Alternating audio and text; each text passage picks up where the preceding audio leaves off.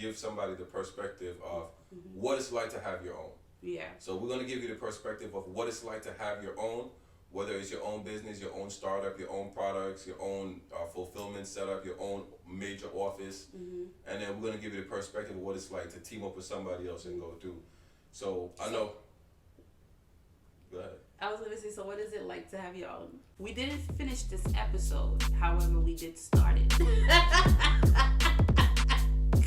Hey, what's going on, y'all? This is Dominique Phillips. And this is Felicia Phillips. And we want to say thank you so much to our, we got 1 million, 1 billion, 1 trillion viewers. A trillion viewers.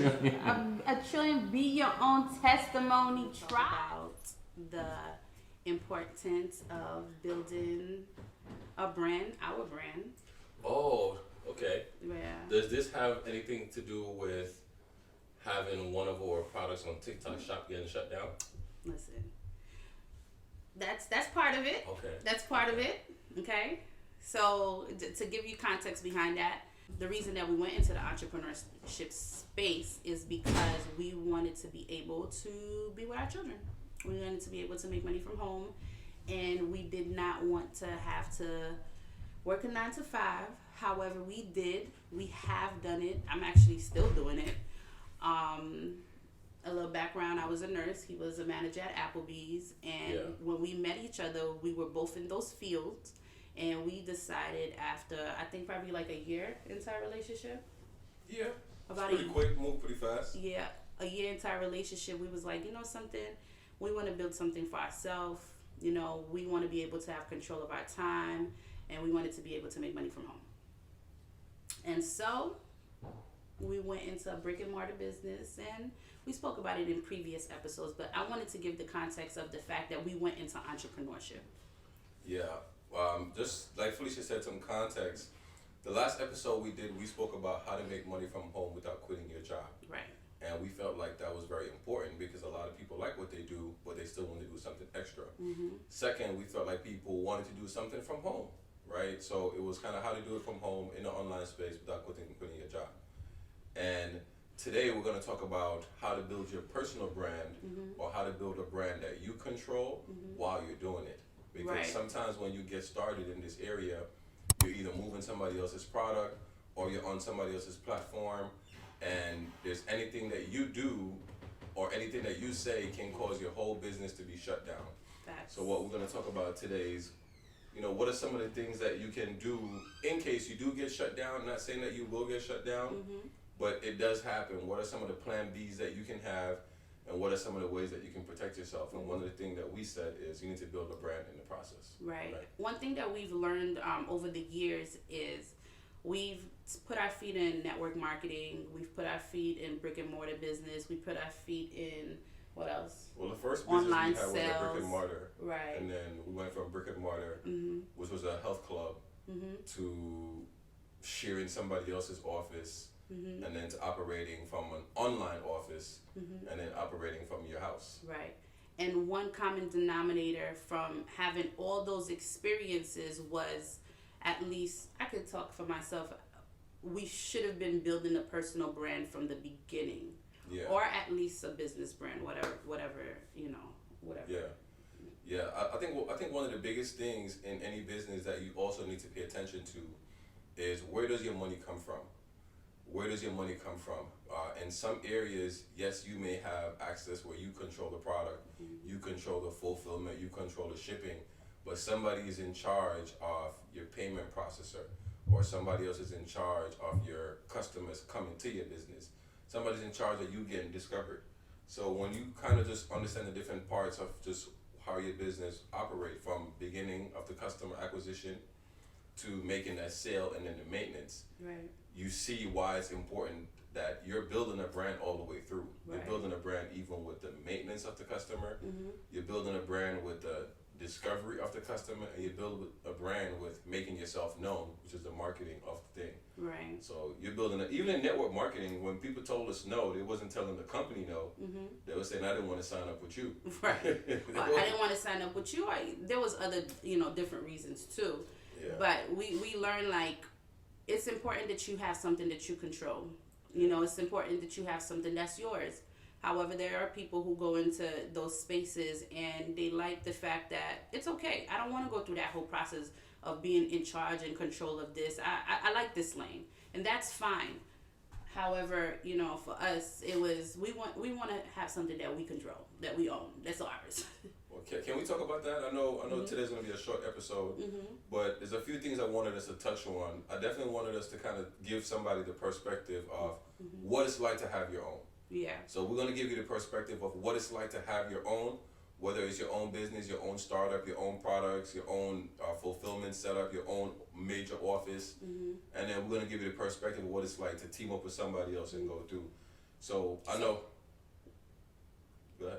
I was going to say, so what is it like to have your own? So what it's like to have your own? What it's like to have your own is you have no days off. You have no days off when you have your own because it's your own. So somebody's going to call you if something breaks. If a customer has a complaint, unless you have systems in place and people in place to take those kind of questions and handle those problems, they're going to be calling you. You know, so I would say the first thing is you basically have no days off unless you have systems in place. Facts. Going back to just give a little history, right? When we had our brick and mortar, we was excited. We had the store, you know, we had customers coming in. The products that we were selling, we had to make sure that we had enough inventory so that we would be able to sell the products that we had. And we had opened the store with a few friends. However, when we opened the store with a few friends and they decided that, you know, they wanted to kind of go do their own thing or, you know, however everything worked out, we had to open the store 7 days a week. Yeah. So you didn't get to call out. Right. So, you know, the great thing about having a job or a 9 to 5 is you punch in, you punch out, and you know that you're going to get a check at the end of the week. And there's not a lot of thinking that you have to do besides the fact that you already know what you're supposed to do at work. Punch in, do the work, and then you go home. Now, when you own your own business, it's like you got to really manage your time. And you're in charge of your time. So it's very important to understand that when you have your 9 to 5, all you got to do is punch in. But when you are a business owner, you are involved in all the aspects in it unless you have a system. Yeah. And that there's a lot of mistakes that people make when they really go into full-blown entrepreneurship. From just understanding that unless you have a system in place, it's basically you. You know, one of the things that we discovered quickly was you are not a system. you are not a system because if you break, the system break. Right. So a system is, does everybody know the procedure of how you greet somebody coming in? Right. We even had to learn there's a system when it comes to recipe of consistency of making the products. Right. There's a system for wardrobe, for uniform. Right. There's a system to know who's working. There's a system to know what happened when, you know, you take a vacation and the team is short, or, you know, there's a system for everything. There's a system of operation which is called SOP behind everything. Yeah. It's like there's one step, but under that one step, there's another 10, 15 steps. And within that 10, 15 steps, there's other steps in between it. Yeah. So it's like, it's a process that either having a 9 to 5 or either being your own business owner, no matter what, the work still got to be put in. Yeah. That's one. Another one I would say is when you have the full responsibility of everything, you're also responsible for making sure money comes through the door, which is making yourself known to always be getting in new customers. So whether you are paying money to somebody to advertise for you, or whether you're going out there and beating the street prospecting and giving out flyers, you know, you're responsible to making sure fresh food come through the door. So you remember those days, right? You remember the prospecting days. The prospecting days, kneecap to kneecap, you know, pushing carts into somebody, hey, do you live or work in the area? Yeah. I remember all of those. Those are part of the marketing strategy. And you do it in no matter what business you're doing it in, you're doing it. You know, a lot of people don't like to say, I don't like to prospect. It doesn't matter. Either your job is doing it for you or you're doing it. Right. What's something that you would say? Mommy, can you give me Coke? Coke? Yeah. No, Tati has Coke. I want to say hi. Move back. I want to say hi. No, not now. Not right now. You're sleepy? Guys, y'all need to like disappear with the wind, like going with the wind. Go ask. No. Coke. I don't have Coke. You know we don't have soda. No, Coke. Tati has Coke. Go ask Tati. He's downstairs. So go downstairs. Go downstairs and ask Tati. But the Coke is upstairs. She said. Killing. You see right now I'm doing something, and when I have my time, it's your time, and your time is your time. Can you take your sister, Love please, you. and go downstairs and come right back? Thank you. See, this is part of the Bye. process. See you later. It's part of the process. Yeah. She came up with your soda? Yes. I don't hear the door going downstairs. But Papi had to change my clothes. Yeah. But there's a lot of different things that go into it, because even when you have everything for yourself, you have to be responsible for bringing customers through the door. Right. So that means you got to find out who's going to pay for your marketing for you. Mm-hmm. Can I give me Coke from Taxi? Go. I don't have any soda. Go ask Tati for soda. She's downstairs. So go downstairs. Daddy Kim said I can't go downstairs. Okay, so then you can't go downstairs to get any soda.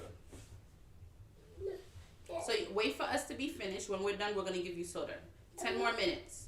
You give me soda now. Not right now, or else I'm not gonna give you no soda at all. I want you to. All right. So 10 minutes, okay? Why? Look, there's no soda over here for you. Would you like some water? I have some water in my cup. Would you like some water? No, I don't have any soda for you. I got water. I don't like soda. I have water. What do you want? Daddy Kim has soda. That I can't make a decision for Auntie Kim because that's not me. Daddy have water. Would you like some of my water?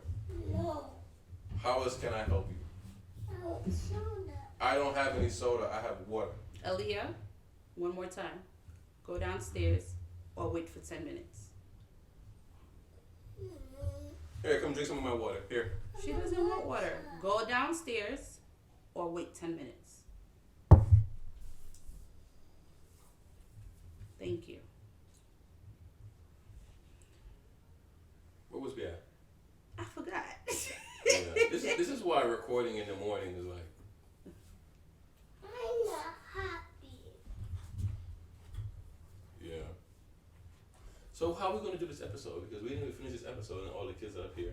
Well, I guess we could continue from where we at, understanding that we didn't finish this episode. However, we did start it. And that was what was important. We shared some good gems, you feel what I'm saying? And yeah, next time, now we know the threats, because you know SWAT, we know the threats, and next time we know we don't record at this time. Right, y'all? Period. Because when Aaliyah wants some soda, nothing matters. Nothing matters.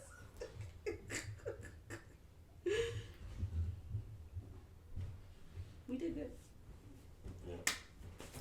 Alright, with that being said, I'm gonna edit this and put this together and see if we can get something out of this. Why